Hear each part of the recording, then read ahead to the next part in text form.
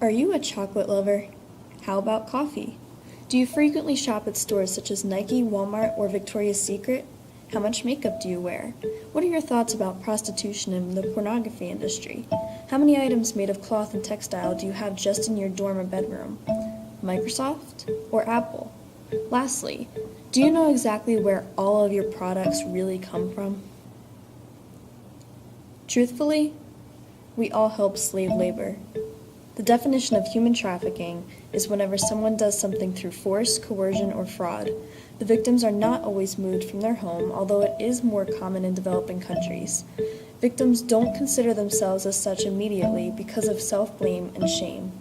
For this reason, they're put in prison, only to be released back to his or her trafficker if caught. The U.S. imports the most slaves from other areas of the world than anywhere else, and slaves have been found in every state, from big cities to the Amish country. The addictive patterns and progression of people viewing pornography have also contributed to the growing accepting attitude towards prostitution, allowing more women, men, and children to be illegally traded, sold, and abused, sometimes serving up to 40 men per night at the age of 12, and getting more beatings and torturous conditions in place of money and true love. However, humans are trafficked more for forced labor and debt bondage than sex trafficking. They work to make our rugs, bricks, sheets, clothing.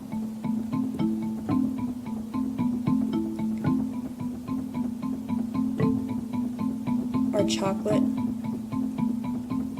coffee, laptops and phones, plastic products, makeup, seafood, gold and diamonds, and much, much more.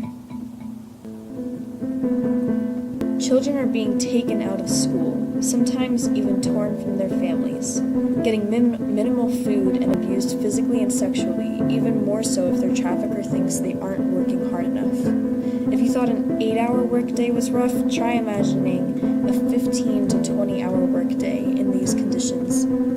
Their bodies get numerous diseases, infections, and distortions from the harmful chemicals they work around and the stress on their bodies.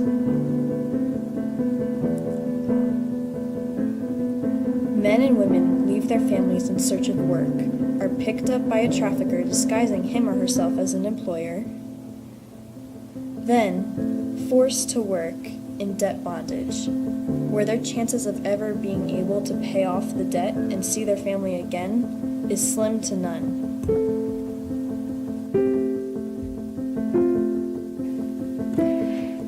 Today's slavery is about commerce, so the goods that enslaved people produce have value, but the people producing them are disposable. Slavery exists everywhere, nearly in the world, and yet it is illegal everywhere in the world. Humans should never have a price tag, but there are more slaves now than ever in human history. In the 1800s, a slave cost about $40,000. Today, $90. As much as it seems impossible to fight a $32 billion industry that has become so organized and underground it's almost impossible to track, you can help. Many companies in the U.S., such as Victoria's Secret, Microsoft, Apple, Hershey's, Starbucks, Dunkin' Donuts, Walmart, and Hanes, just to name a few, are aware that slaves are a big part of how their products are made, yet they claim they cannot do anything to help the problem, therefore allowing human trafficking. While boycotting every place that uses slaves is impossible and could make the slaves' conditions worse, you could decrease your shopping at these places and just do a 2-minute Google search to find products that are fair trade. You can also search for letter templates to send to companies letting them know that what they're doing is not okay. Don't turn a blind eye like these companies. Use the freedoms that you have to start your effort today of learning more and setting people free.